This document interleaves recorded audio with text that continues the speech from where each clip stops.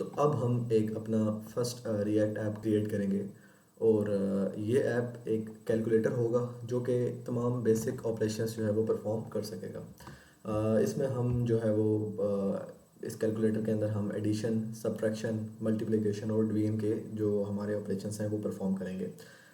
इसके अलावा ये जो हम कैलकुलेटर बनाएंगे ये हम उन्हीं टॉपिक्स को टच करेंगे जितना अभी तक हमने रिएक्ट के अंदर प्रीवियस तमाम ट्यूटोरियल्स के अंदर जितना पढ़ा है। मतलब जो मैंने प्लेलिस्ट क्रिएट की है ऑलमोस्ट 19 to 20 लेक्चर्स हुए हैं, तो उन लेक्चर्स के अंदर जितना हमने अभी तक पढ़ा है लाइक प्रॉप्स हो गए या यूज स्टेट हुक्स हो गई, तो इनकी हेल्प से हम उस कैलकुलेटर को बनाने की कोशिश करेंगे। हम ज़्यादा एडवांस मेथड्स को कवर इसमें नहीं करेंगे, जैसे कि रिडक्स हो गया या इस टाइप के। जो जब हम उन टॉपिक्स की तरफ जाएंगे तो उस लेवल का प्रोजेक्ट बनाएंगे जो कि उन टॉपिक्स को कवर करेगा। तो हम स्टार्ट करते हैं। सबसे पहले मैंने अपनी ऐप क्रिएट करनी है, तो मैं क्या करूँगा, गूगल पे जाके लिखूँगा क्रिएट रिएक्ट ऐप। ठीक है, यहाँ पे आके मैं इस फर्स्ट लिंक पे क्लिक करूँगा और जैसे ही इस लिंक पे क्लिक करूँगा तो ये आप देखें NPX create react my app, और इसको मैं कॉपी करता हूँ क्योंकि मैं कॉपी पेस्ट का ही काम करूँगा, मुझसे खुद नहीं लिखा जाता। तो मैं यहाँ पे CMD ओपन करता हूँ। मैं अब उस लोकेशन पे जाता हूँ जहाँ पे मैं इस प्रोजेक्ट को क्रिएट करना चाहूँ। तो मैं अभी इस जगह पे हूँ, तो मैं सबसे पहले डेस्कटॉप पे आऊँगा। डेस्कटॉप पे आने के बाद मैंने ये टेस्ट नाम का एक फ़ोल्डर बनाया हुआ है, ये वाला, इसके अंदर मैं जाऊँगा। तो मैं यहाँ पे लिखूँगा CD टेस्ट। ठीक है, अब इसके अंदर आके मैं क्या करूँगा, यहाँ पे अपना जो ऐप है वो क्रिएट करूँगा। तो मैं उस कमांड को जो है वो एक बार कॉपी दोबारा कर लेता हूँ। क्रिएट रिएक्ट ऐप, और अपने ऐप का नाम रख देते हैं कैलकुलेटर। तो ये मेरा जो प्रोजेक्ट है वो इंस्टॉल होना शुरू हो चुका है। ये क्रिएट होने में थोड़ा सा टाइम लगाता है, जैसे कि आप लोगों को पता है, अगर आपने मेरी प्रीवियस वीडियोस देखी हैं उसमें मैंने इसकी इंस्टॉलेशन पे वीडियो बनाई थी। तो जब तक ये इंस्टॉल होता है तब तक मैं अपनी वीडियो को पॉज करता हूँ, और जैसे ही ये इंस्टॉलेशन कंप्लीट होती है मैं यहीं से इसको रिज्यूम कर लेता हूँ। तो ये हमारा जो प्रोजेक्ट है वो सक्सेसफुली इंस्टॉल हो चुका है।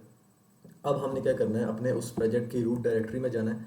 तो मैं यहाँ से इस फाइल को क्लोज़ कर देता हूँ, और मेरा जो प्रोजेक्ट है वो कहाँ पे है, अगर मैं इस टेस्ट नाम के फ़ोल्डर के अंदर आऊँ और यहाँ पे आप देखेंगे, ये देखें कैलकुलेटर नाम का ऐप हमारा क्रिएट हो चुका है। ठीक है, ये जो मल्टी पेज जो टेस्ट ऐप हैं ये वो वाले हैं जो पहले हमने थोड़ी देर पहले थोड़े लेक्चर्स में पहले कवर किए थे। ठीक है, अब हमने इस कैलकुलेटर की तरफ जाना है, तो उस पाथ में सबसे पहले जाना पड़ेगा यहाँ से। ठीक है, तो वो कैसे जाते हैं वो देख लेते हैं।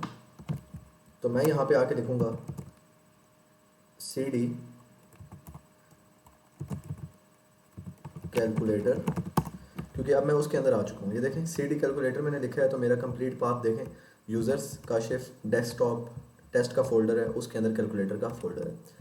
तो अब मैं इस जगह आ चुका हूँ। आगे का अब मैंने जितना भी काम करना है वो मैंने इसके अंदर करना है। ठीक है, तो बजाय यहाँ पे इसको यूज़ करने के कमांड प्रॉम्प्ट को, हम अपना जो हमारा टेक्स्ट एडिटर है उसका अपना एक पावर शेल होता है, तो हम उसको यूज़ करेंगे। ठीक है, तो मैं जो टेक्स्ट एडिटर यूज़ कर रहा हूँ वो VS कोड है। तो अगर आप सबलाइन में कंफर्टेबल हैं या कोई भी टेक्स्ट एडिटर आप यूज़ करना चाहते हैं वो आप यूज़ कर सकते हैं। तो यहाँ पे आके एक कमांड में लिखूँगा कोड और स्पेस देके डॉट लिखूँगा, तो मेरा जो टेक्स्ट एडिटर है वो ओपन हो जाएगा, VS कोड। ठीक है, तो ये मैंने VS कोड ऑलरेडी इंस्टॉल करके रखा हुआ है। अगर आपके पास नहीं है तो आप गूगल पे जाके बबस विजुअल स्टूडियो कोड डाउनलोड लिखें तो वो ऑटोमेटिकली डाउनलोड हो जाएगा।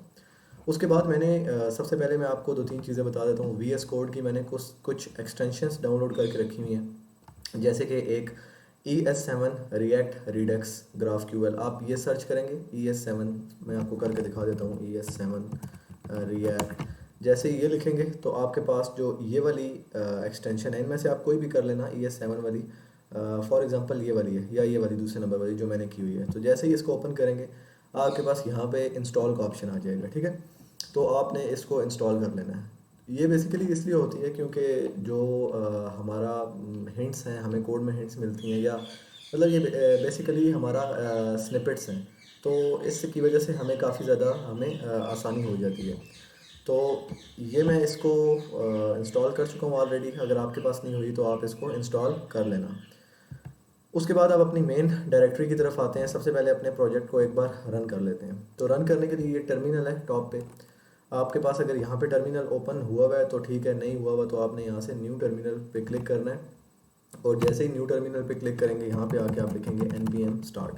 ये ख्याल रहे कि यहाँ पे ये जो पाथ है, ये जो आपका, मेरे केस में पाथ मेरा क्या है, मैं अपने ऐप के अंदर हूँ, ठीक है। तो आपका ये पाथ ठीक होना चाहिए। अगर पाथ ठीक नहीं है तो cd की कमांड की हेल्प से उस फोल्डर का नाम देते जाएंगे और उस पाथ, उस फोल्डर के आपने अंदर आ जाना है, ठीक है। तो अब मैं npm start लिख के एंटर करूँगा जैसे ही, तो देखते हैं हमारा ऐप रन कर रहा है या नहीं कर रहा।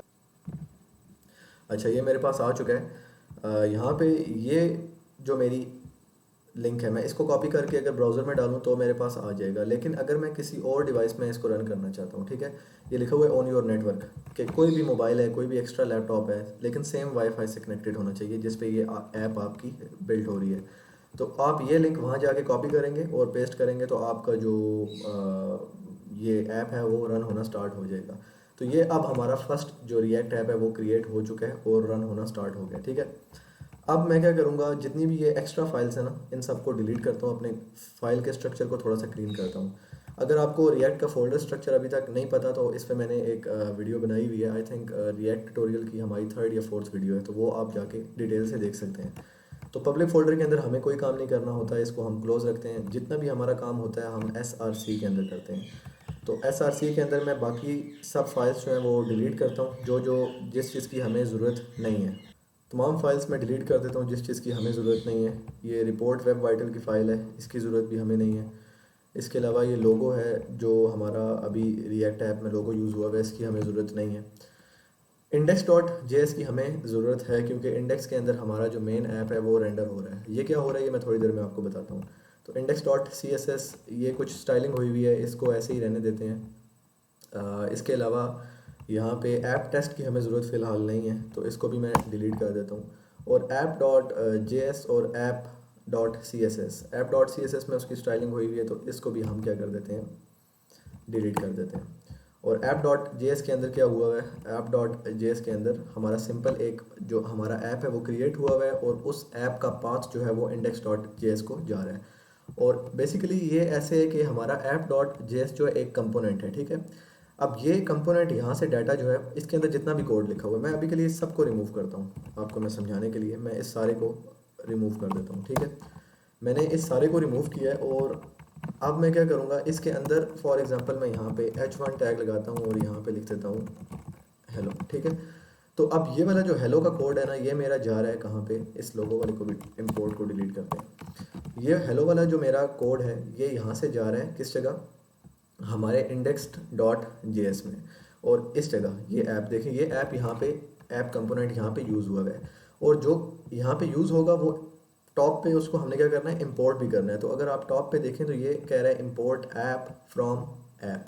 अब ये उस ऐप का नाम है, मतलब ये वाला जो नाम है ना, ये वाला, ये उस फंक्शन का नाम है ऐप, ठीक है, जो यहाँ से हमने एक्सपोर्ट किया है। और जिस जगह हम उसको यूज़ कर रहे हैं फ्रॉम, उस पूरे पाथ का नाम दे देना है, क्योंकि ये दोनों सेम फोल्डर में पड़े हैं तो इसलिए बैक और बैक स्लैश डाल के उस फाइल का नाम दे देना है। .js लिखने की ज़रूरत नहीं होती क्योंकि रिएक्ट के अंदर बाय डिफ़ॉल्ट सब फाइल्स JS की होती हैं। अभी अगर हम इसको रन करेंगे तो हमारे पास कुछ एरर्स आने वाले हैं। ये देखें कुछ एरर्स आ रहे हैं हमारे पास, क्यों, क्योंकि हमने बहुत सी फाइल्स डिलीट की हैं। तो डिलीट तो हमने उनको कर दिया लेकिन बहुत सी जगह पे उनका यूजेज अभी तक हो रहा है। जैसे कि अगर हम रिपोर्ट वेब वाइटल्स को देखें तो यहाँ पे वो फाइल हमारी यूज़ हो रही है, तो हालांकि वो फाइल अब एग्जिस्ट ही नहीं करती, तो इस वजह से इस लाइन को हम हटाएंगे। इसके अलावा ये एंड में अगर हम देखें तो यहाँ पे भी उस फंक्शन को मैंने कॉल किया हुआ है। इसी तरह app.js के अंदर मैं देखूँ तो ये CSS वाली फ़ाइल को मैंने इंक्लूड करवाया हुआ है, लेकिन ये फाइल एग्जिस्ट ही नहीं करती, तो इस फाइल को भी मैं, इस लाइन को भी मैं डिलीट कर देता हूँ। तो अब अगर मैं सेव करूँ और सेव करने के बाद दोबारा से रन करूँ तो ये देखें मेरे पास हेलो प्रिंट होके आ चुका है, जो कि मैंने अपनी app.js के अंदर लिखा था, ठीक है। अब जाहिर सी बात है यहाँ पे हम हेलो नहीं लिखने वाले, हम यहाँ पे एक कैलकुलेटर बनाने वाले हैं। तो यहाँ पे मैं एक दे देता हूँ माई फर्स्ट कैलकुलेटर, ठीक है। अब एक और चीज़ है, सबसे पहले इसको थोड़ा सा स्टाइल करने के लिए इसके अंदर बूटस्ट्रैप जो है वो इंक्लूड करवा लेते हैं अपने प्रोजेक्ट के अंदर, क्योंकि बूटस्ट्रैप से ये हमारी लुक थोड़ी सी बेहतर हो जाएगी। तो मैं यहाँ पे जाता हूँ गेट बूटस्ट्रैप 4, ठीक है। गेट बूटस्ट्रैप 4 की वेबसाइट में जाते हैं। बूटस्ट्रैप 4 का जो CDN लिंक है वो हम इंक्लूड करवाते हैं। आई होप आपको बूटस्ट्रैप का आइडिया होगा। बूटस्ट्रैप बेसिकली ये होता है, कुछ बिल्ट इन क्लासेस होती हैं हमारी स्टाइलिंग को आसान करने के लिए। तो मैंने सबसे पहले बूटस्ट्रैप की CSS को कॉपी किया, और रिएक्ट के अंदर अगर आपने अपना बूटस्ट्रैप को इंक्लूड करवाना है तो आपने ये पब्लिक का फोल्डर है आपके पास, यहाँ पे आना है और index.html में आना है, और इस जगह ये देखें तमाम फाइल्स जो हैं वो इंक्लूड हुई हुई हैं। तो यहाँ पे आके सबसे पहले अपनी उसका लिंक दे देंगे हम, जो हमने अभी कॉपी किया है, ठीक है। अब ये बूटस्ट्रैप का लिंक भी यहाँ पे ऐड हो चुका है। इसके अलावा बूटस्ट्रैप में उन्होंने कहा है कि एक तो ये लिंक देना है आपने, और उसके अलावा एक ये JS का लिंक भी देना है, ठीक है। तो हम इसको भी कॉपी करेंगे और इसको जाके अपने index.html के पेज के बॉटम में पेस्ट कर देंगे। तो यहाँ पे इसको पेस्ट कर देते हैं, ठीक है। तो अब अगर मैं इसको सेव करके रिफ़्रेश करूँ तो ये देखें इसकी लुक चेंज हो गई है। पहले H1 का टैग का स्टाइल और था, लेकिन अभी वो स्टाइल चेंज हो गया, तो मैं समझ गया हूँ कि मेरा बूटस्ट्रैप जो है वो अप्लाई हो चुका है। परफेक्ट। अब हम क्या करेंगे, दोबारा से जाते हैं अपने app.index.js का काम हमारा ख़त्म हो चुका है। app.js में जाते हैं, और यहाँ पे मैं क्या करूँगा, SRC के अंदर एक नया कंपोनेंट क्रिएट करूँगा जिसके अंदर मैं अपने कैलकुलेटर की लॉजिक लिखूँगा। फॉर एग्जांपल अगर मैं कैलकुलेटर आपको दिखाऊँ तो कैलकुलेटर कैसा होता है, यहाँ पे हम करते हैं कैलकुलेटर, कोई भी कैलकुलेटर की लुक देखते हैं, ठीक है। इसी को देख लेते हैं। तो ये देखें कैलकुलेटर में बेसिकली हमारे पास ये बटन्स हैं कुछ, ये ठीक है, 1 4 7 8 9, ये सारे हमारे पास बटन्स हैं। इसके अलावा हमारे पास ये एक स्क्रीन है जिस पे मैं कुछ भी प्रेस करूँ तो ये मेरा यहाँ पे टॉप पे हमारे पास आ रहा है, ठीक है। तो ये बेसिकली हमारे पास, हम इसको मान लें कि ये कंपोनेंट्स हैं, कि ये स्क्रीन जो है डिस्प्ले स्क्रीन, ये पूरा एक कंपोनेंट है। इसके अलावा ये हमारा जो बटन्स हैं 1 2 3 4 5 6, ये भी हमारे पास कंपोनेंट्स हैं। तो हम क्या करेंगे, बटन्स को एक अलग कंपोनेंट में रखेंगे। इसके अलावा जो हमारी डिस्प्ले स्क्रीन है जहाँ पे हमारा आउटपुट आ रहा है, उसको हम एक अलग से स्क्रीन में अलग से कंपोनेंट में रखेंगे। तो इसको मैं क्लोज कर लेता हूँ। तो कंपोनेंट बनाने के लिए हम SRC के अंदर सारे कंपोनेंट बनाते होते हैं। एक तरीका तो ये है कि आप यहीं पे फाइल बना के बटन्स के नाम की या जिस नाम का कंपोनेंट आप बनाना चाहते हैं आप वो फाइल क्रिएट कर लें। लेकिन एक जो प्रोफेशनल तरीका है, आप एक अलग से फोल्डर बनाएं, ठीक है। मैंने एक अलग फोल्डर बनाया, उसको मैं नाम दे देता हूँ कंपोनेंट्स, ठीक है। कंपोनेंट्स का नाम दिया, इसके अंदर मैं बटन्स के नाम का एक कंपोनेंट बना लेता हूँ, buttons.js। अब ये मेरा जो कंपोनेंट है वो क्रिएट हो चुका है buttons.js के नाम का। अब कंपोनेंट तो बना लिया, लेकिन उसकी CSS फाइल भी हम बना लेते हैं, ताकि अगर इन केस उसको स्टाइल करना हो उस बटन्स को। तो मैं यहाँ पे buttons.css, ठीक हो गया, मैंने फाइल भी बना ली और उसका जो CSS है वो भी इंक्लूड करवा लिया। अब अगर हम अपनी JS के अंदर आएँ तो यहाँ पे आके हम एक सबसे पहले इंपोर्ट कर लेते हैं उसकी CSS को, क्योंकि CSS यूज़ कर जब भी हम करेंगे तो वो इंपोर्ट करनी पड़ेगी। तो मैं यहाँ पे उसका कंप्लीट पाथ दे देता हूँ, buttons.css इंक्लूड करवानी, ठीक है। अब अगर मैं कुछ CSS करूँगा तो वो ऑटोमेटिकली इस जगह पे हमारी आ जाएगी। तो सबसे पहले मैं एक एरो फंक्शन बना लेता हूँ, क्योंकि जो हमारे पास रिएक्ट है वो फंक्शंस पे काम करता है। तो हम क्या करते हैं, हम अपने फंक्शंस की हेल्प से अपने कंपोनेंट को रेंडर करते हैं। तो सबसे पहले हम यहाँ पे एक फंक्शन बनाते हैं। आप इस तरह भी बना सकते हैं फंक्शन और आगे वो उसका नाम लिख के, लेकिन मैं एरो फंक्शन की हेल्प से काम करूँगा। अगर आपको एरो फंक्शन का नहीं पता तो आप नॉर्मल फंक्शन से काम कर सकते हैं। तो मैं यहाँ पे कॉन्स्ट बटन्स और उसके बाद इक्वल टू और यहाँ पे एरो, ये एरो फंक्शन का सिंटैक्स होता है। हम सबसे पहले कॉन्स्ट या लेट यूज़ करते हैं, उसके बाद फंक्शन का नाम देते हैं, उसके बाद इक्वल टू देते हैं और यहाँ पे पैरेंथेसिस देते हैं। अगर यहाँ पे कोई पैरामीटर्स हों तो यहाँ पे वो पास कर देते हैं। उसके बाद एरो डाल के यहाँ पे अपना जो लॉजिक है वो लिख देते हैं। अगर आप नॉर्मल फंक्शन देखें तो वो ऐसे होता है, फंक्शन ये और इस तरह, ठीक है। तो ये हमारे पास नॉर्मल फंक्शन है, और ये फंक्शन का नाम भी लिखना है आपने, ठीक है। तो ये हमारे पास नॉर्मल फंक्शन है और ये हमारे पास एरो फंक्शन है। तो दोनों में फ़र्क कोई भी नहीं है, सिर्फ सिंटैक्स का डिफरेंस है। तो रिएक्ट के अंदर हम ES6 यूज़ करते हैं, तो ES6 में आपको पता है एरो फंक्शन यूज़ होता है। तो मैंने एक फंक्शन क्रिएट कर लिया।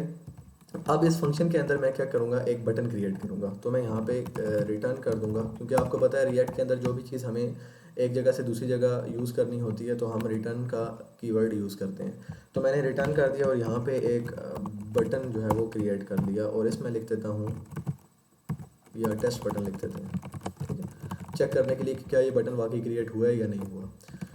तो अब ये बटन, अभी तो मैं अगर इसको जाके अपने ऐप में देखूं तो कुछ भी मेरे पास आउटपुट में नहीं आ रहा। वो क्यों नहीं आ रहा, क्योंकि मैंने इसको किसी जगह भी इंपोर्ट नहीं किया। अच्छा, मैं इसको ना ऐसे कर लेता हूँ, स्क्रीन को स्प्लिट कर लेता हूँ ताकि एक जगह मुझे साथ साथ वो भी शो होता रहे और दूसरी जगह अपना आउटपुट भी शो होता रहे, ठीक है।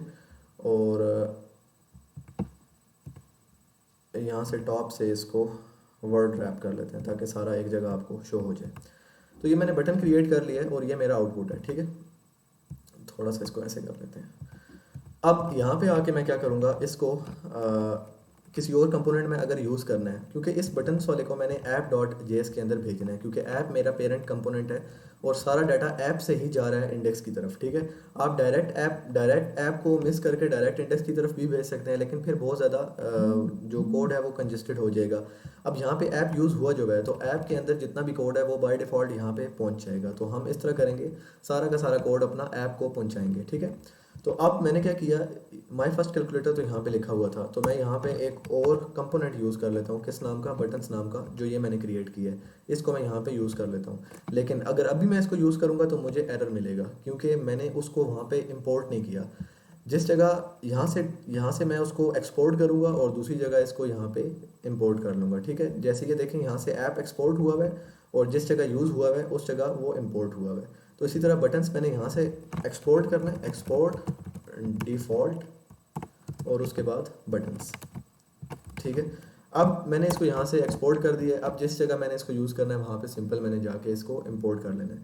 तो मैं इसको ऐप के अंदर यूज़ करना चाहता हूँ, तो मैं ऐसे जैसे ही लिखूँगा बटन्स, तो ये देखें टॉप पे बाय डिफ़ॉल्ट खुद ब खुद वो इंपोर्ट होके आ चुका है, ठीक है। अब ये खुद ब खुद क्यों इंपोर्ट होके आया है, जैसे ही मैंने बटन्स का नाम लिखा है उसने उसका कंप्लीट पाथ यहाँ पे इंपोर्ट करके मुझे दे दिया है। वो इस वजह से दिया है क्योंकि मैंने जो शुरू में आपको बताया था, मैंने एक एक्सटेंशन डाउनलोड की हुई थी रिएक्ट ES6 के नाम की।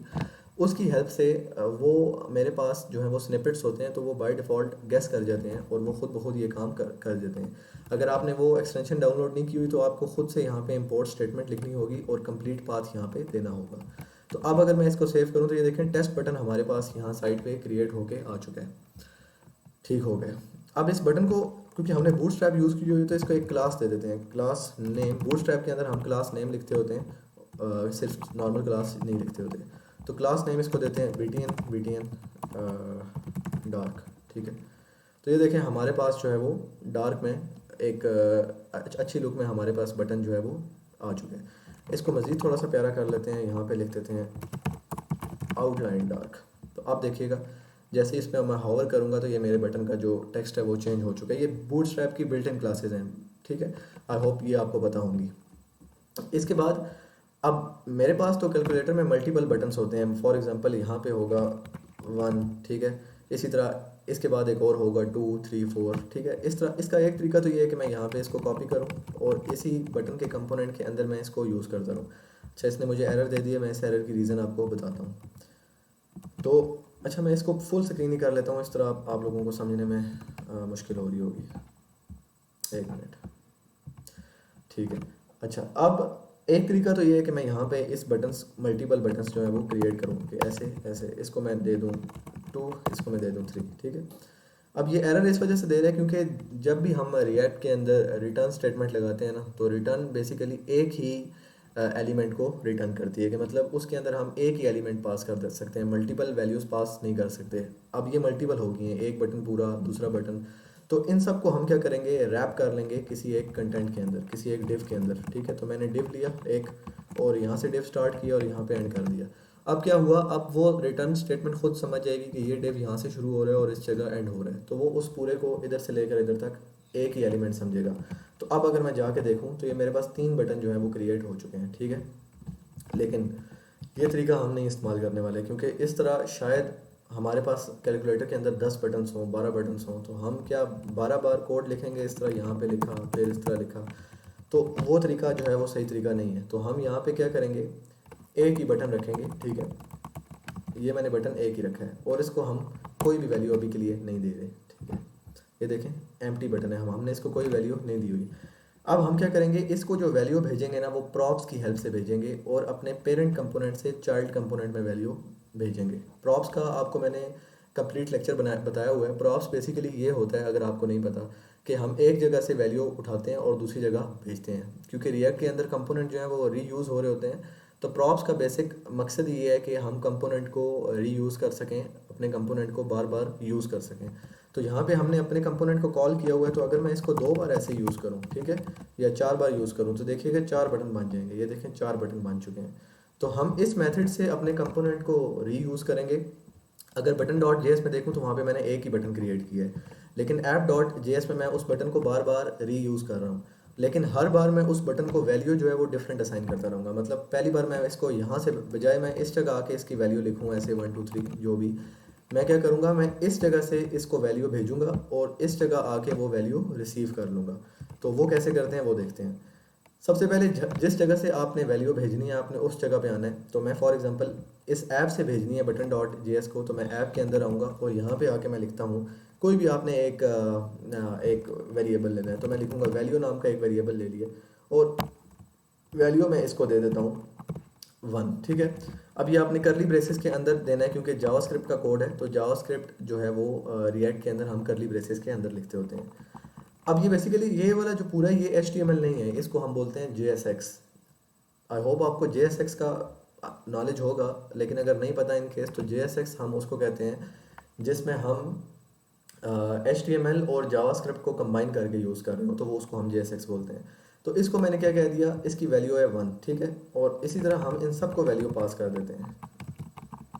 मैं इस ब्रैकेट को क्लोज भी करूँगा, यहाँ से भी क्लोज करूँगा, यहाँ से इसको मैंने 1 पास कर दी, इसको 2 पास कर दी, इसको 3 और इसको 4, ठीक है।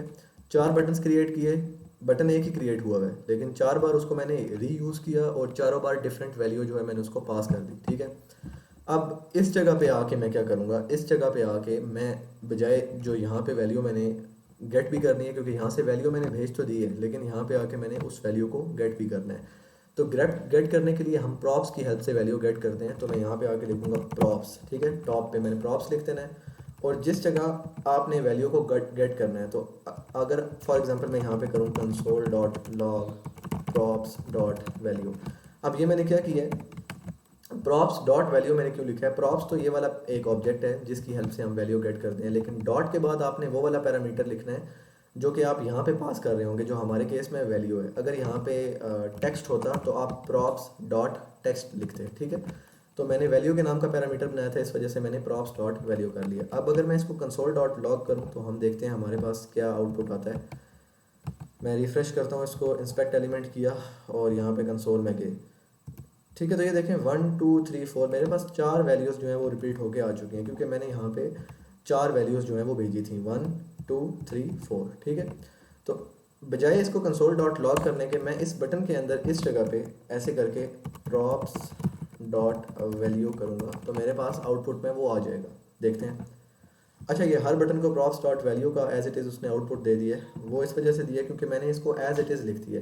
मैंने आपको थोड़ी देर पहले बताया था जावास्क्रिप्ट का कोड हम करली ब्रेसेस के अंदर लिखते हैं, तो मैं यहाँ पे करली ब्रेसेस का यूज़ करूँगा और जैसे ही इसको रिफ़्रेश करूँगा तो ये देखें 1 2 3 4 मेरे पास 4 बटन्स क्रिएट होके आ चुके हैं। तो अब मैं अपने बाकी के बटन्स भी क्रिएट कर लेता हूँ, क्योंकि कैलकुलेटर के अंदर हमें 9 बटन्स होते हैं हमारे पास, 5 6 7 8 और एक और क्रिएट करेंगे 9, ठीक है। हमारे 9 बटन्स जो हैं वो क्रिएट हो चुके हैं। इसके अलावा हमें इक्वल और प्लस वगैरह के भी वो बटन चाहिए होते हैं, तो हम यहाँ पे 4 बटन और रख लेते हैं। तो यहाँ पे हम इसको कह देते हैं प्लस, इसको कह देते हैं माइनस और इसको हम बोल देते हैं मल्टीप्लाई, इसको हम बोल देते हैं डिवाइड, ठीक है। और एक बटन हो जाएगा हमारा इक्वल का, क्योंकि इक्वल का बटन जैसे ही उस पर प्रेस होगा तो हमारे पास हमारा रिजल्ट आने वाला है।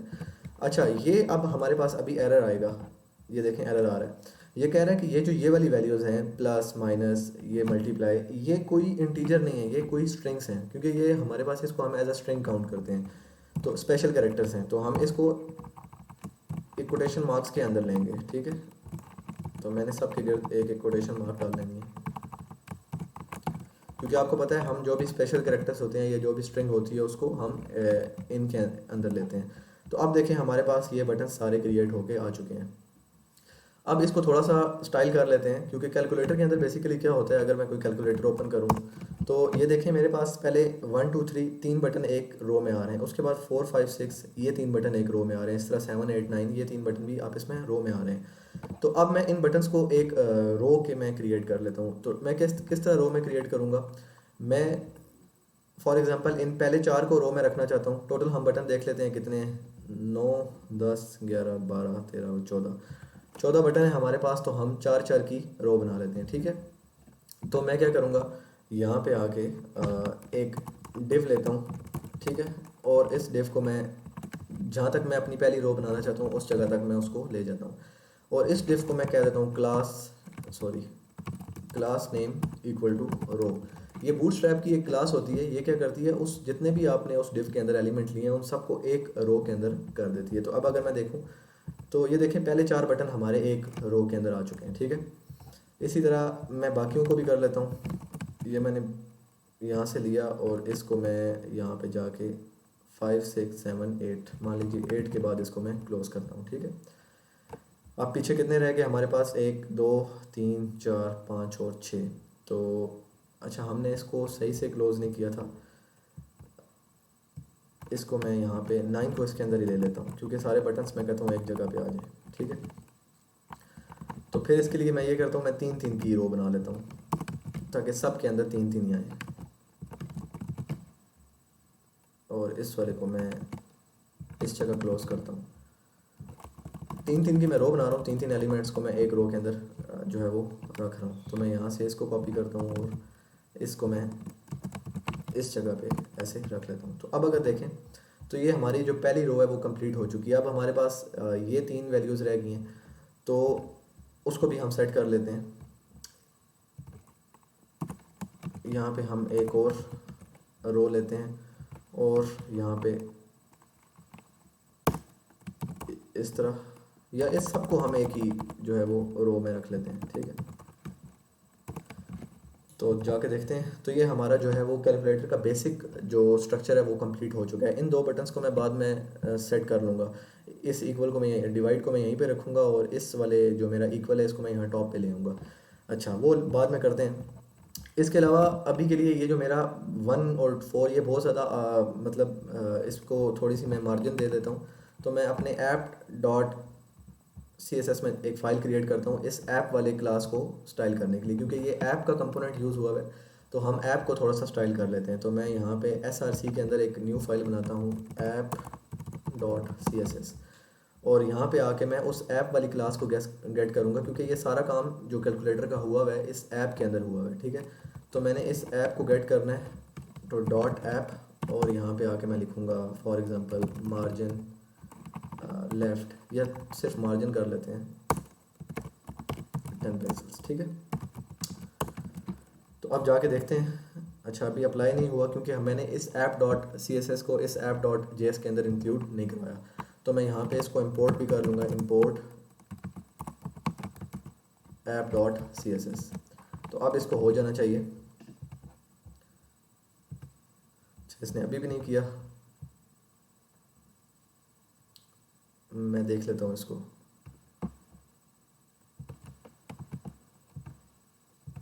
ठीक है, डॉट रो,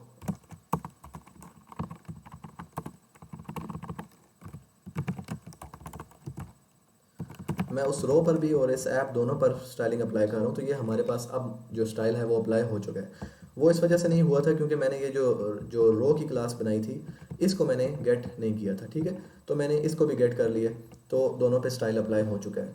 तो या एक और काम कर सकता हूँ मैं, इसको सिंपल अगर मैं कंटेनर बोल दूँ तब क्या होता है, तब देखते हैं। क्योंकि बूटस्ट्रैप की क्लास है कंटेनर, तो वो ऑटोमेटिकली मुझे उस app.js पे स्टाइल अप्लाई करने की ज़रूरत नहीं पड़ती। अगर मैं इसको आप डिलीट भी कर दूँ तब भी मेरे पास जो वो है वो डिज़ाइन होके आएगा, क्योंकि कंटेनर होता ही इसलिए है वो मार्जिन जो है मार्जिन ऑटोमेटिकली हमारे पास दे देता है।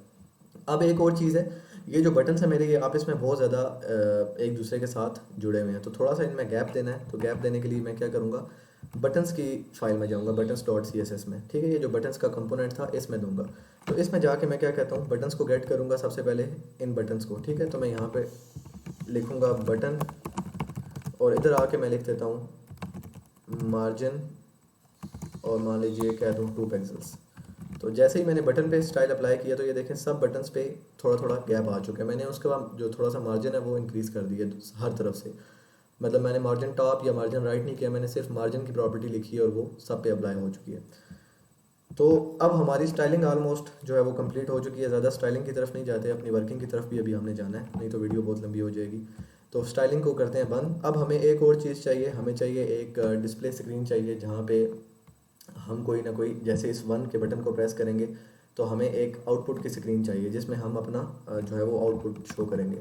तो उसके लिए आप एक अलग से कंपोनेंट भी बना सकते हैं, या फिर जो अपना ऐप डॉट जे एस है हम इसके अंदर भी काम कर सकते हैं। तो ये आप पे डिपेंड करता है कि आप अलग से कंपोनेंट बनाते हैं या उसी ऐप के अंदर काम करते हैं। तो कोशिश ये करें अलग कंपोनेंट बना लें, लेकिन आपको समझाने के लिए मैं अभी ऐप डॉट जे एस के अंदर ही काम कर देता हूँ। तो अब मैं अपनी ऐप डॉट जे एस के अंदर, जो मेरा ऐप डॉट जे एस है, इसके अंदर एक स्क्रीन के लिए जो हमारा जहाँ पे रिज़ल्ट शो होगा, तो वहाँ पे एक टेक्स्ट एरिया या इनपुट फील्ड क्रिएट करूँगा। तो जिस जगह मैंने सारे आइटम्स रिटर्न किए हुए हैं, अगर मैं जाके देखूँ ये जो रिटर्न है, तो इस जगह ही मैं अपनी जो हमारी स्क्रीन है उसको क्रिएट करूँगा। ठीक है, तो उसको क्रिएट करने के लिए मैं यहाँ पे सबसे नीचे आ जाता हूँ और नीचे आके यहाँ पे मैं लिख देता हूँ इनपुट टाइप इक्वल टू मान लीजिए टेक्स्ट, और क्लास इक्वल टू, इसको हम कहते हैं फॉर्म कंट्रोल, क्योंकि ये बूटस्ट्रैप की क्लास है। तो अब जाके इसको देखते हैं कि क्या ये क्रिएट हुआ है या नहीं। तो हमारे पास ये सबसे नीचे क्रिएट हो गया, इसको हमें टॉप पे क्रिएट करना चाहिए था। तो मैं इसको यहाँ से, आप अलग कंपोनेंट में भी क्रिएट कर सकते हैं, लेकिन वो मैं क्यों नहीं कर रहा उसकी एक रीज़न है, वो मैं वीडियो के एंड में आपको बताऊँगा। इसको इस जगह पे रखते हैं। ठीक है, तो ये हमारा जो टेक्स्ट फील्ड है वो क्रिएट होके आ चुकी है। ठीक है, अब मैं क्या करता हूँ, मैं इस टेक्स्ट फील्ड को जो है वो थोड़ा सा एडिट भी कर लेता हूँ। तो मैं इसकी CSS में जाता हूँ, इसको कॉपी करता हूँ और यहाँ से डॉट फॉर्म कंट्रोल, क्योंकि ये ऐप के अंदर है, अगर मैं देखूँ ये ऐप के अंदर है, तो ऐप के अंदर ही मैं इसको क्लास को एक्सेस करूँगा। सॉरी, मैंने यहाँ क्लास नेम यूज़ करना था। तो अब जब मैं इसको लिखूँगा, मैं इसकी विड्थ जो है वो कम कर लेता हूँ। विड्थ लेट्स से इसकी 300 पिक्सल्स कर लेते हैं। ठीक है, तो थोड़ी सी और छोटी कर लेते हैं इसको, इसको 250 पिक्सल्स कर लेते हैं। अभी मैं ज़्यादा स्टाइलिंग पे फोकस इसलिए नहीं कर रहा क्योंकि जो हमारा मेन टास्क है, मैं चाहता हूँ पहले वो जल्दी से कंप्लीट हो जाए।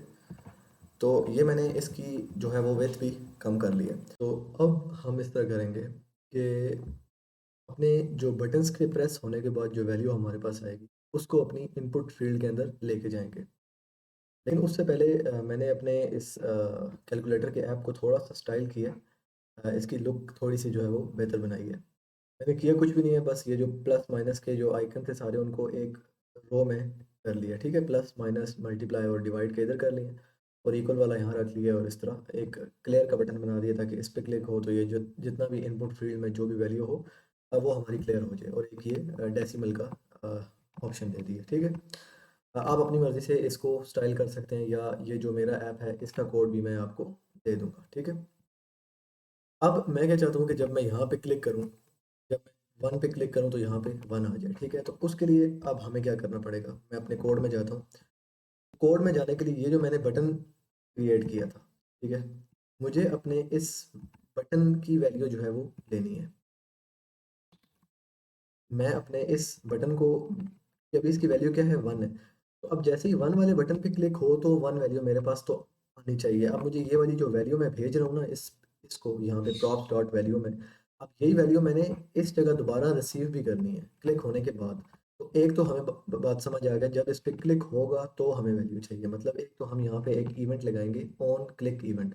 ठीक है, ऑन क्लिक इसलिए होता है कि जब क्लिक हो तो क्या हो, मतलब मैं आपको बताता हूँ। मैं यहाँ पे लगाऊँ on click equal to, let's say मान लीजिए कोई फंक्शन है, माय फंक्शन। ठीक है, मैंने एक फंक्शन कह दिया कि जब मैं क्लिक करूं तो माय फंक्शन जो है वो रन हो जाए। माय फंक्शन का मैं एक फंक्शन बना लेता हूँ। मैं यहाँ पे लिखता हूँ कॉन्स्ट माय फंक्शन, और यहाँ पे आके इक्वल टू इस तरह एरो, और यहाँ पे आके हम कंसोल डॉट लॉग करते हैं हाई। ठीक है, अब चेक करते हैं कि जब इस बटन पे क्लिक होगा तो क्या हमारे पास हाई आउटपुट में आ रहा है या नहीं आ रहा। तो इसको एक बार रिफ्रेश करता हूँ और यहाँ पे आके इंस्पेक्ट पे जाते हैं। और इंस्पेक्ट पे जाने के बाद कंसोल पे जाते हैं। अब जब किसी बटन पे क्लिक होगा तो क्या होता है, अच्छा मेरे कह रहे हैं आपने ऑन क्लिक जो है वो गलत लगाया है, मैंने क्लिक का सी जो है वो छोटा लिखा है, तो मुझे इस क्लिक का जो वो सी है वो कैपिटल में लिखना है। अब आई थिंक ये ठीक वर्क करेगा। इसको एक बार दोबारा रिफ्रेश कर लेते हैं। अब जब मैं 1 पे प्रेस कर रहा हूँ, ये देखें हाई मेरे पास आ रहा है, इसी तरह 2 पे कर रहा हूँ तो 2 टाइम हो गया। तो जिस भी बटन पे मैं प्रेस कर रहा हूँ तो मुझे मेरे पास कुछ आउटपुट में आ रहा है। लेकिन मैं चाहता हूँ कि मुझे आउटपुट में मतलब उस बटन की वैल्यू मिले, मतलब जब मैं 1 पे प्रेस करूँ तो मेरे पास 1 आना चाहिए, 5 पे प्रेस करूँ तो 5 आना चाहिए। तो वो चीज़ मेरे पास आनी चाहिए, ठीक है?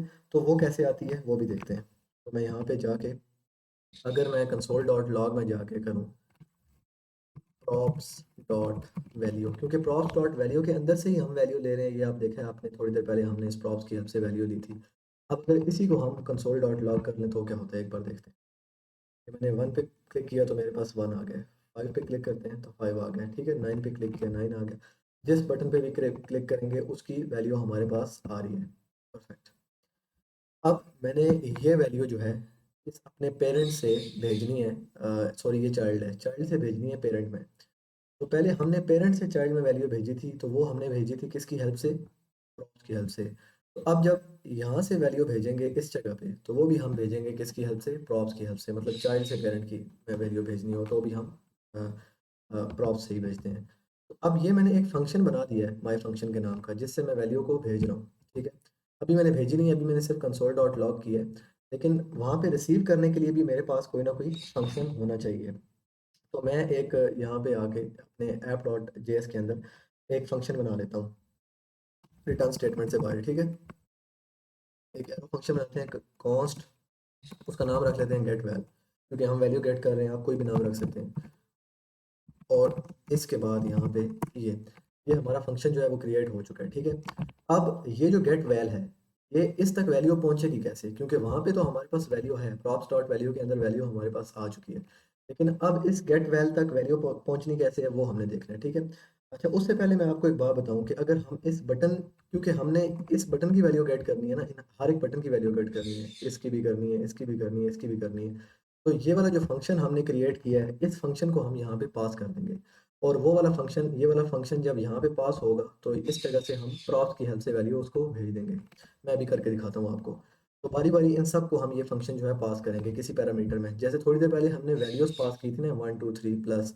अब हम ये फंक्शन पास करेंगे, तो मैं एक और पैरामीटर लेता हूँ गेट वैल्यू के नाम का, आप कोई भी नाम रख सकते हैं। और इसके अंदर बजाय खुद से कोई वैल्यू भेजने के हम ये वाला एम्प्टी फंक्शन जो है अपना पास कर देते हैं, ठीक है? मैं बारी बारी इन सब में कर देता हूँ। सेकंड में भी कर दिया, थर्ड में भी कर दिया, फोर्थ में भी, जितने भी मेरे नंबर थे ना मैं उन सब में कर।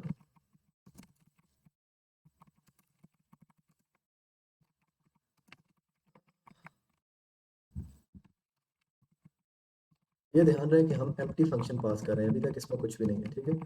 अब हम इसमें वैल्यू लेके आएंगे। पहले हमने यहाँ पे जो वैल्यू भेजी थी, कुछ वैल्यू भेजी थी, अब हम जो ये चीज़ भेज रहे हैं वो एम्प्टी चीज़ भेज रहे हैं, अब हम इसमें से वैल्यू रिसीव करेंगे। तो मैंने यहाँ से वैल्यू जो है वो अपनी भेज दी है, तो अब वैल्यू मैं रिसीव करूँगा, तो मैं यहाँ से क्या जाता हूँ, बटन डॉट जेएस में जाता हूँ। अब क्योंकि इस गेट वैल्यू के थ्रू मैंने जो है वो वैल्यू इसमें रिसीव करनी है, क्योंकि पहले भेजी थी तो वैल्यू में भेजी थी ना, ये अगर ये वाली वैल्यू देखें, वैल्यू इज इक्वल टू 1, तो जहाँ पे भी रिसीव कर रहा था प्रॉप्स डॉट वैल्यू से कर रहा था, ठीक है? तो अब आगे जब भी इस गेट वैल वाले फंक्शन को, ये जो ऊपर मैंने क्रिएट किया है, इसको जो भी वैल्यू भेजनी है वो इस गेट वैल्यू के जरिए से भेजनी है। बटन वाले में जाते हैं, यहाँ पे आके हम क्या करते हैं, मान लीजिए गेट वैल्यू और उसके पीछे प्रॉप्स डॉट गेट वैल्यू कर देते हैं, ठीक है? और इसकी ब्रैकेट में हम ये वैल्यू पास कर देते हैं, ठीक है? अब क्या हुआ, मैंने जैसे ही गेट वैल्यू का फंक्शन यहाँ पे लगाया, ठीक है? ये वो वाला गेट वैल्यू है, ये जो यहाँ से आ रहा है, ये वाला गेट वैल्यू, ठीक है? इसके अंदर क्या पड़ा हुआ है, एक एम्प्टी फंक्शन पड़ा हुआ है। तो यहाँ पे क्या होगा, मैंने ऑटोमेटिकली उस फंक्शन को, जो कि ये वाला फंक्शन है गेट वैल का, इसके ज़रिए ये वैल्यू पास कर दी है, प्रॉप्स डॉट वैल्यू मैंने उसको पास कर दी है। तो अब मैंने वहाँ जाना है दूसरे फंक्शन में और इस वैल्यू को वहाँ जाके रिसीव करना है, इस फंक्शन में अभी अभी के लिए जो एम्प्टी है। तो अब ये एज ए फंक्शन यहाँ पे गया है, तो इस फंक्शन का ये पैरामीटर भी है एक प्रॉप्स डॉट वैल्यू अभी के केस में। तो वहाँ पे जाके भी हम कोई पैरामीटर बनाएंगे अपने इस फंक्शन का। फॉर एग्जांपल मैं कहता हूँ बटन वैल्यू, ठीक है? बटन वैल्यू मैंने कह दिया। अब ऑटोमेटिकली जैसे ही ये वाली इसके अंदर देखें, ये चीज़ गौर से समझें। मैंने ये गेट वैल्यू का एक वेरिएबल बनाया और इसके अंदर ये फंक्शन पास कर दिया जो कि एम्प्टी था।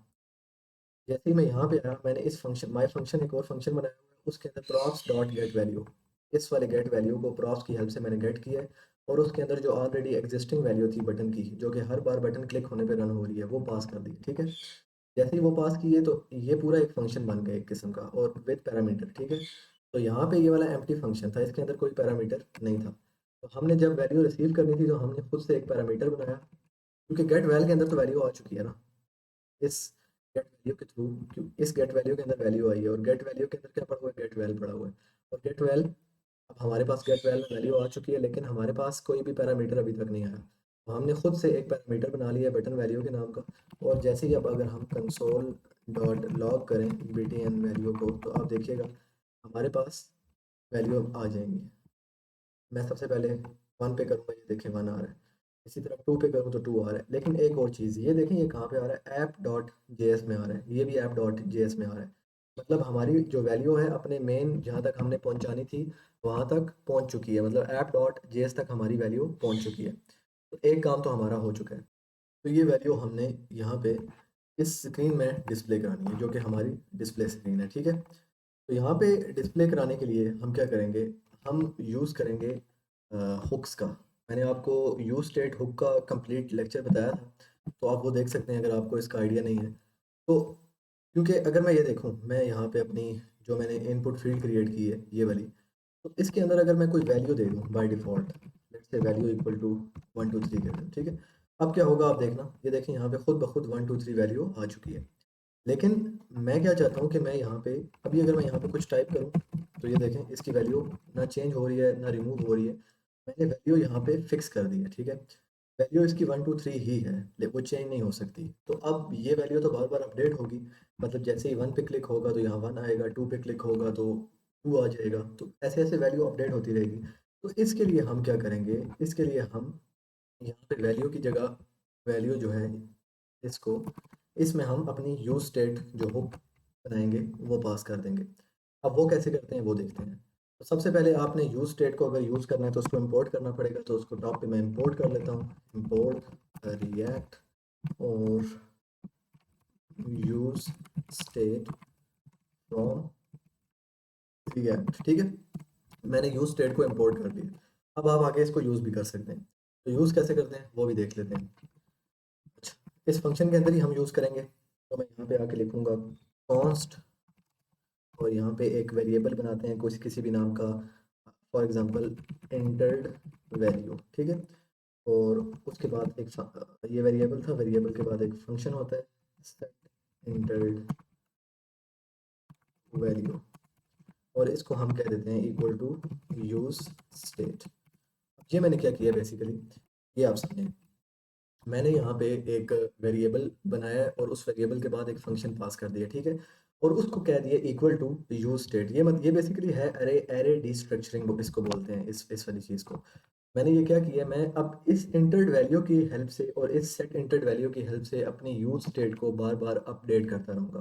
फॉर एग्जांपल कैसे, अभी के लिए मेरी यूज स्टेट की वैल्यू क्या है, एम्प्टी है। ठीक है, अब जो भी वैल्यू इस इंटर्ड वैल्यू में स्टोर होती जाएगी वो मैंने इक्वल किया हुआ है यूज स्टेट को। तो यूज स्टेट बेसिकली हम इसलिए यूज़ करते हैं कि हम एक चीज़ को बार बार अपडेट कर सकें। ठीक है, इसके बारे में अभी ज़्यादा डिटेल में डिस्कस नहीं कर रहा मैं, क्योंकि फिर वीडियो बहुत लंबी हो जाएगी। तो मैं अपनी अभी के लिए ये जो इंटर्ड वैल्यू है इसको मैं कह देता हूँ कि ये जो मैंने इनपुट फील्ड बनाई है ना अपनी, ये वाली, इसके अंदर मैं ये पास कर देता हूँ, क्योंकि जावास्क्रिप्ट का कोड है तो कर्ली ब्रैकेट्स के अंदर आएगा और ये कोटेशन मार्क्स में नहीं आएगा।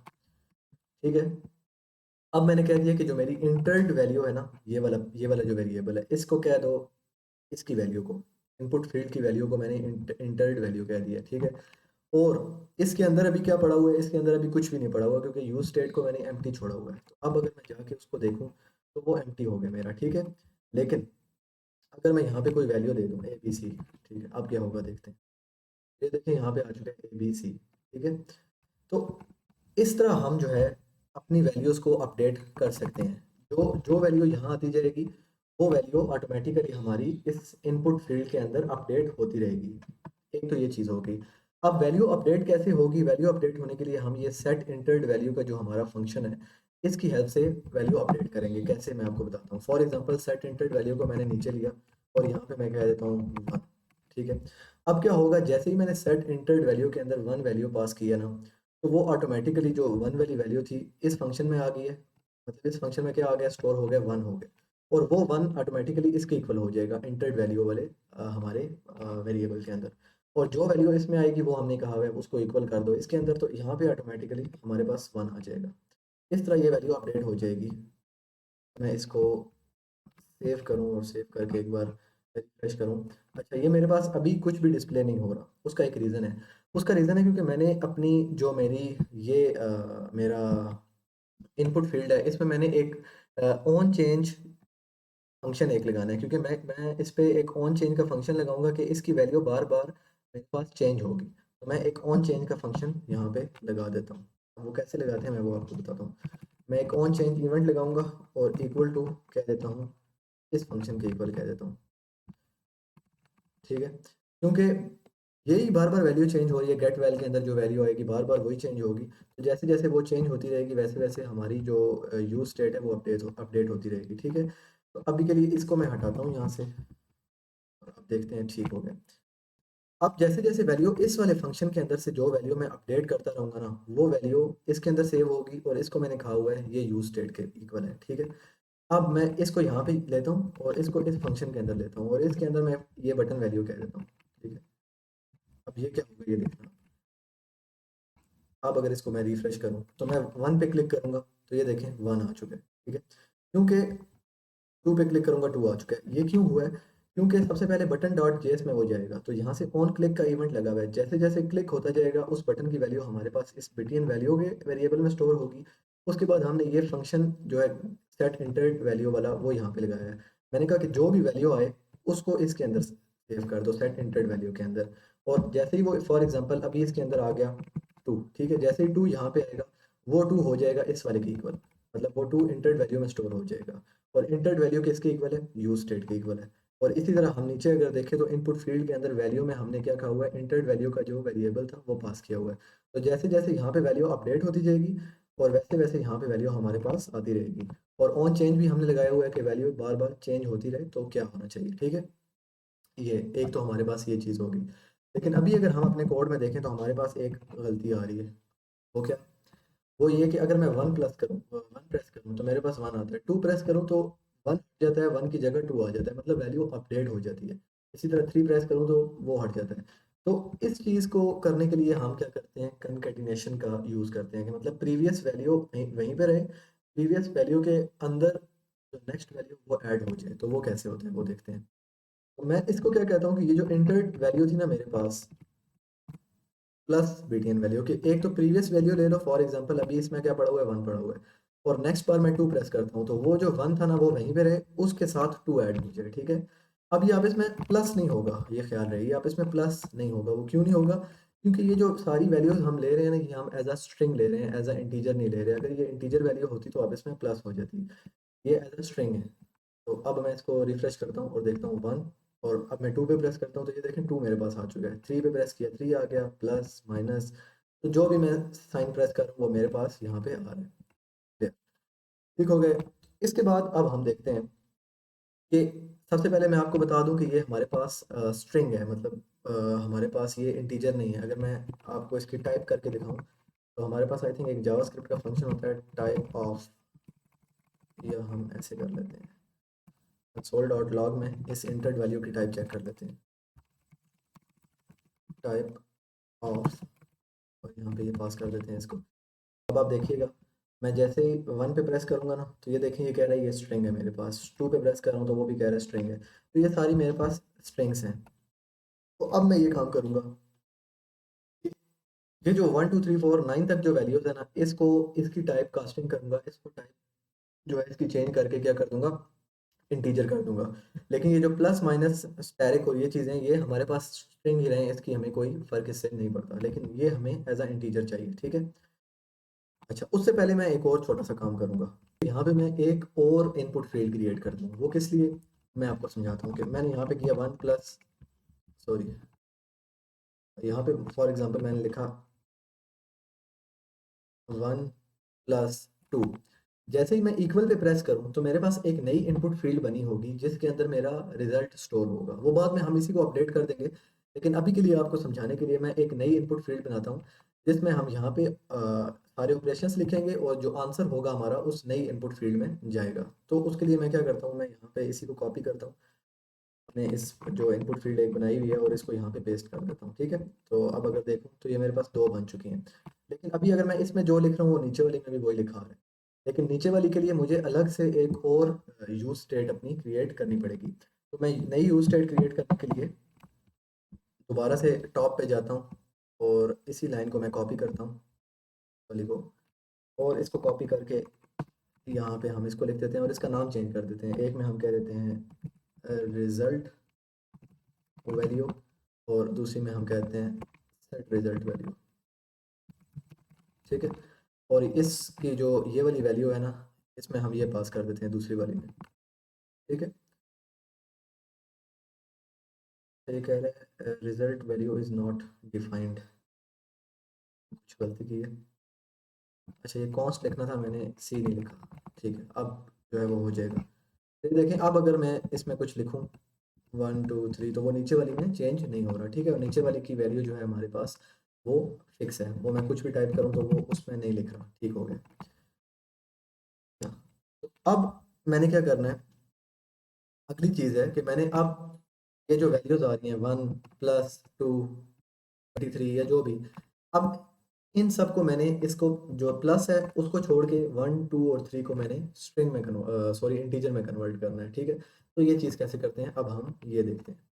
अब मैं क्या करूँगा, अब मैंने इन वैल्यूज़ को इंटीजर में कन्वर्ट करना है। ठीक है, तो अब मैं यहाँ पे जो मेरा जहाँ पे वैल्यू आ रही है इस बटन वैल्यू के अंदर, इस फंक्शन के अंदर आऊँगा। ठीक है, तो यहाँ पे आके अब हम ये चेक करेंगे कि क्या इक्वल का बटन प्रेस हुआ है या नहीं हुआ, क्योंकि ये भी तो हमने देखना है ना। अगर 1 हुआ या एक मिनट, मैं आपको शुरू से बताता हूँ। हमने यहाँ पे 1 प्लस 2 किया। अब तब तक इसका आंसर नहीं आएगा जब तक इक्वल का बटन प्रेस नहीं होगा। तो ऐसे इक्वल का बटन प्रेस हो तो यहाँ नीचे वाली फील्ड में हमारा आंसर आ जाना चाहिए। तो अब हमने चेक करना है कि क्या बटन वैल्यू के अंदर कोई इक्वल की वैल्यू आ रही है या नहीं आ रही। तो हम इसके लिए एक चेक लगा लेंगे। वो कैसे लगेगा, इफ बीटीएन वैल्यू, क्योंकि बीटीएन वैल्यू हमारे पास इस फंक्शन के अंदर आ रही है तो सारा काम हम इसी फंक्शन के अंदर करेंगे। तो मैं कहूँगा एग्जैक्टली इक्वल टू इक्वल। ठीक है, अगर उसके अंदर वो वैल्यू जो है वो एग्जैक्टली इक्वल हो किसके, इक्वल के, तो क्या हो। तो मैं सबसे पहले कंसोल डॉट लॉग करता हूँ और यहाँ पे हाई लिख देता हूँ। हम चेक करते हैं क्या ये स्टेटमेंट रन हो रही है या नहीं हो। तो मैंने इसको पेज को रिफ्रेश किया और यहाँ पे आके अगर मैं कुछ और प्रेस करूँ तो कुछ भी नहीं हो रहा, लेकिन जैसे ही मैं इक्वल को प्रेस करूँगा तो हाई हमारे पास आउटपुट में आ रहा है। ठीक है, परफेक्ट। अब अगला काम हमने क्या करना है, इक्वल तक तो वैल्यू हम लेके आ चुके हैं। अब हमने अगला काम ये करना है कि जो हमारे पास वैल्यूज़ आ रही हैं कि फॉर एग्जांपल ऐसे 1 2 3, अब ये यहाँ तक तो ठीक है, लेकिन जब प्लस आएगा तो वो उसको समझ आ जानी चाहिए कि ये प्लस है, ये हमारा माइनस है। तो उसको स्ट्रिंग्स को अलग करना है और इंटीजर्स को अलग करना है। अब हमने स्ट्रिंग्स और इंटीजर की वैल्यू आपस में क्या करनी है, अलग करनी है। तो मैं इस कंसोल डॉट लॉग को हटाता हूँ और इस स्टेटमेंट को उठा के मैं इसके अंदर ही ले आता हूँ, क्योंकि सारा काम इसके अंदर हो रहा है। अब इधर आके मैं एक लेट से एक वेरिएबल लेता हूँ। फॉर एग्जांपल मैं ए नाम रख देता हूँ और उसको मैं कहता हूँ इंटर्ड इंटर्ड वैल्यू। ठीक है, अब ये मैंने क्या किया है, मैंने अब जो भी मेरे पास वैल्यू आएगी, मान लें इंटर्ड वैल्यू के अंदर क्या वैल्यू पड़ी हुई है, 12 पड़ी हुई है, तो वो 12 इसके अंदर स्टोर हो जाएगा। और उससे नीचे मैंने कहा हुआ है कि जो सेट इंटर्ड वैल्यू है, एक तो उसमें वो वाला 12 भी स्टोर कर दो जो कि मतलब ए है, और साथ जो न्यू वैल्यू एंटर हुई है, फॉर एग्जांपल पहले 12 था तो अब न्यू वैल्यू 3 एंटर हुई है तो 1 2 3 हो जाएगी। अब इसका मकसद क्या है, मुझे ये मैंने लिया क्यों है, ये इसलिए लिया है, अगर ये इस तरह 1 2 3 होता तब तो कोई मसला नहीं है, तब तो हमें इसको लेना ही नहीं चाहिए था। लेकिन अगर यहाँ पे हमारे पास ऐसे प्लस एंटर कर देता वो यूज़र, मतलब 1 2 3 ना एंटर करता, प्लस एंटर कर देता, तो तब हमें इसकी ज़रूरत पड़ेगी, क्योंकि हमें ओरिजिनल वैल्यू की ज़रूरत पड़ेगी। तो हमने ए के अंदर अपनी ओरिजिनल वैल्यू स्टोर कर ली है और जो सेट एंटर्ड वैल्यू है उसके अंदर जितनी भी वैल्यूज़ यूज़र एंटर करता जा रहा है वो सब आती जा रही हैं। ठीक है, तो ये काम हो गया। इसके बाद हमने क्या करना है, इसके बाद हमने ये करना है कि चेक करना है कि अपनी हमारे इस ये जो बटन वैल्यू एंटर्ड वैल्यू की ये जो पूरी यूज स्टेट है, जो ये इनपुट फील्ड है, इसके अंदर कितने क्या प्लस माइनस आ रहा है या नहीं आ रहा, तो वो चेक करना है। तो वो कैसे करते हैं वो देखते हैं। तो मैं यहाँ पे आऊँगा, मैं लिखूँगा if entered value dot includes. ये डॉट इंक्लूड्स का हमारे पास एक फंक्शन होता है और इसके अंदर हम लिख देते हैं कि प्लस। अब ये मैंने क्या किया, मैंने कहा कि क्या इस फंक्शन के अंदर प्लस का कीवर्ड आ रहा है या नहीं आ रहा। अगर तो आ रहा है तो क्या करो, हम लिख देते हैं कंसोल डॉट लॉग और हाय, ठीक है, ये लिख के चेक करते हैं। अच्छा, इसने हमारे पास एक एरर आ रहा है, unexpected assignment call function use, ठीक है। तो ये एरर इस वजह से आ रहा है क्योंकि ये मैंने 12 लिखा हुआ था, तो इसकी हमें ज़रूरत नहीं थी, इस वजह से एरर आ रहा था, उसको मैंने कमेंट नहीं किया था। अब मैं अपनी एक कोई भी स्ट्रिंग लिखता हूँ 1 2, लेट से इसमें हम इसको इक्वल कर देते हैं, तो हमारे पास कुछ भी आउटपुट में यहाँ पे नहीं आया। लेकिन अगर मैं इस तरह का 1 प्लस 2, अब इस स्ट्रिंग के अंदर हमारे पास प्लस आ रहा है। अब जब मैं इक्वल करूँगा तो ये मेरे पास हाई आउटपुट में आ रहा है, ठीक है। क्योंकि मैंने कहा हुआ था सबसे पहले इक्वल का बटन प्रेस हो और उसके अंदर मैंने कहा हुआ था कि अगर उस पूरी पूरी की पूरी स्ट्रिंग के अंदर हमारे पास प्लस का आइकन, प्लस का जो कैरेक्टर है वो हमारे पास जैसे ही आए तो हमारा क्या कर दो, इसके अंदर आ जाओ, कंसोल डॉट लॉग कर दो। तो अब क्या करना है वो देखते हैं। यहाँ तक तो हम पहुँच चुके हैं। इसके बाद हमने क्या करना है, एक एरे लेंगे हम, कॉन्स्ट माई एरे के नाम से मैंने एक एरे ले लिया, इक्वल टू ए। ये जो ए था इसके अंदर क्या पड़ी हुई थी, लेट्स से इसके अंदर 12 पड़ा हुआ है या 13 पड़ा हुआ है, तो इसको मैं इसके अंदर पूरी की पूरी वैल्यू पड़ी हुई है मेरे पास, जो कि पूरी एक इनपुट फील्ड की वैल्यू है। तो मैं कह दूंगा ए डॉट स्प्लिट और यहाँ पे प्लस। अब ये मैंने क्या कर दिया है ये मैं आपको बताता हूँ, और यहाँ पे कंसोल डॉट लॉग, और इस एरे को मैं आपको कंसोल डॉट लॉग करके चेक कराता हूँ। ये मैंने ये किया है कि मैंने जहाँ तक मेरा प्लस आ रहा था ना उस जगह तक अपनी सारी एरे को स्प्लिट कर दिया। मैं आपको एक बार आउटपुट में दिखाता हूँ। ये मैंने 1 प्रेस किया, फिर 6 प्रेस किया, प्लस 3 प्रेस किया। अब जैसे ही इक्वल दबाऊंगा तो ये देखिए मेरे पास 16 एक अलग से एलिमेंट बन गए और 13 एक अलग से एलिमेंट बन गए, और जहाँ जहाँ प्लस आ रहा था वहाँ पे हमारे पास कॉमा आ रहा है। इसी तरह अगर मैं ये करूँ 1 प्लस 1 प्लस 1 प्लस 1, ठीक है, और जैसे इक्वल किए देखें 1 1 1, मतलब जहाँ जहाँ प्लस आ रहा है वहाँ उससे पहले पहले उस पूरे करेक्टर को वो एक अपनी एरे में कन्वर्ट करता जाएगा, और वो array as a integer array होगी हमारे पास।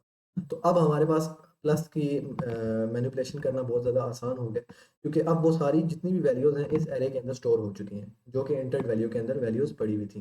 यहाँ पे प्लस आता है, फॉर एग्जांपल हमारे पास वैल्यू है 1 2 3 प्लस 1 प्लस 2 1 और प्लस, ठीक है।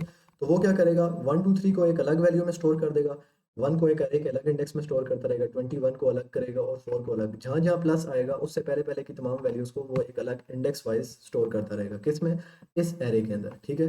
तो अब हमने सिंपल इस एरे को हम एक लूप चला लेंगे और उस लूप की हेल्प से हम सारी वैल्यूज़ को आप इसमें ऐड कर देंगे, क्योंकि हम क्या कर रहे हैं, ऐड का फंक्शन परफॉर्म कर रहे हैं।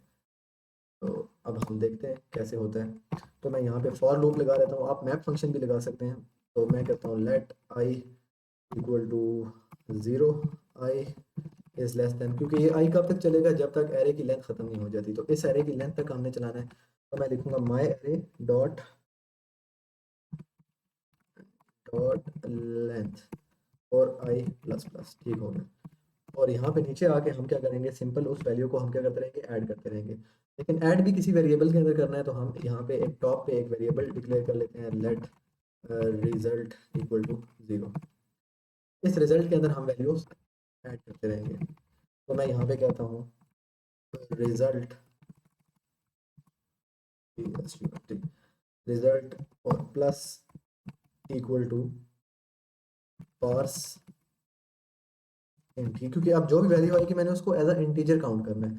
तो मैं माई एरे और इंडेक्स, ये अब मैंने क्या किया, ये मैंने ये किया कि एरे के अंदर अभी तो जो वैल्यूज पड़ी हुई थी एज अ स्ट्रिंग पड़ी हुई थी, तो जो जो वैल्यू मेरे पास आती रहेगी उसको रिजल्ट के अंदर 0 पड़ा हुआ है। इस प्लस 0 का मतलब होता है, प्लस और इक्वल टू का मतलब होता है कि जो वैल्यू इसमें आती जा रही है उसको रिजल्ट वाली वैल्यू के साथ ऐड करते रहो। फॉर एग्जांपल यहाँ पे क्या पड़ा हुआ है, 1 पड़ा हुआ है, तो 1 प्लस 0, इसके अंदर 0 पड़ा हुआ है तो वो इक्वल टू 1 हो जाएगा। अगली बार रिजल्ट में क्या आ गया, 1 आ गया, दोबारा लूप चलेगी। अब फॉर एग्जांपल एरे के अंदर 2 पड़ा हुआ है, तो यहाँ पे 2 प्लस 1, तो वो उसको अपडेट करके 3 कर देगा। तो ऐसे ऐसे हमारा रिजल्ट की जो वैल्यू है वो अपडेट होती जाएगी। तो अब अगर हम यहाँ पे कंसोल डॉट लॉग करें रिजल्ट को, तो देखते हैं हमारे पास जो है वो क्या आता है। ठीक है, मैं इसको एक बार, int is not defined, int का फंक्शन आई थिंक मैंने गलत लगाया है।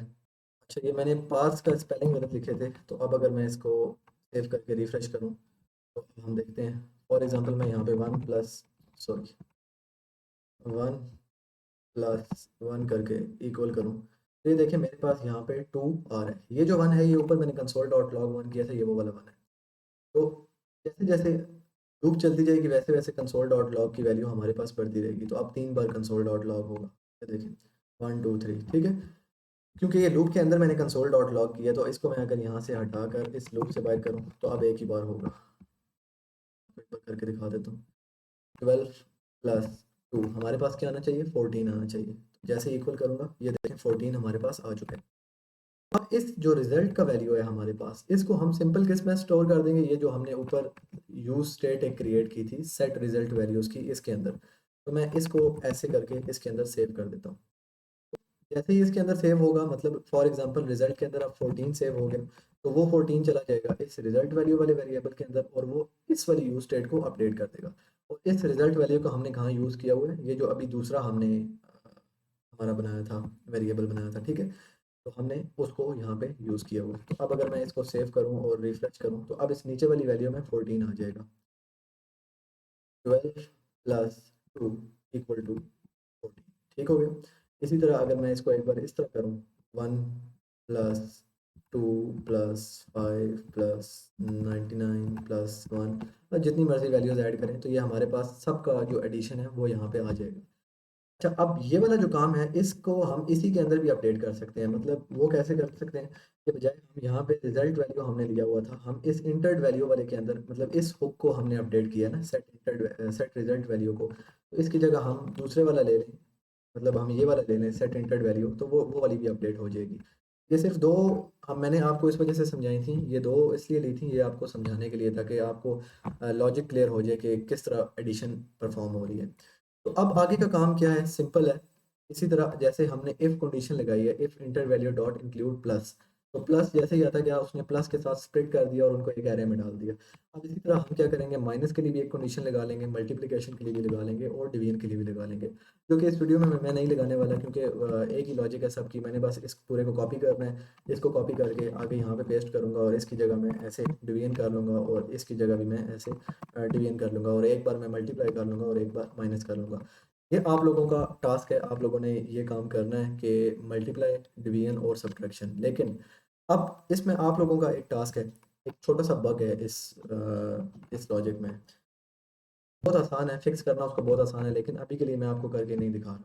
अगर मैं यहाँ पे लिखूँ 1 + 2, जैसे ही मैं 1 + 2 लिखूँ, अब मैंने क्या दिया 3, ये मेरे पास 3 आ गया। लेकिन अब मैं यहाँ पे दोबारा 2 लिखूँ और +3 कर दूँ, तो मेरे पास क्या आएगा, तो ये देखिए मेरे पास 3 + 3 6 तो आ चुका है। लेकिन ये दरमियान में इक्वल और ये वाला इक्वल, ऑपरेशन ठीक परफॉर्म हो रहा है। लेकिन ये जो दरमियान में, अब फॉर एग्जांपल ये 6 है ना, तो इसमें मैं +1 लिखूंगा तो मेरे पास 7 ही आएगा यहाँ पे। ये देखें 7 ही हुआ है, ऑपरेशन ठीक परफॉर्म हुआ है। लेकिन ये जो इक्वल आ रहा है, प्लस आ रहा है, इक्वल आ रहा है, ये सब कैसे रिमूव होगा, इसको आपने एक बार देखना है।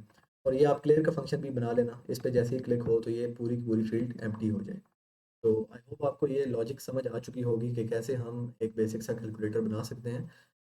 या अगर आपको ये जो प्रोग्राम मैंने बनाया है इसका कोड चाहिए, तो आप कमेंट सेक्शन में बताएं, तो इसका कोड मैं आपको सेंड कर दूंगा।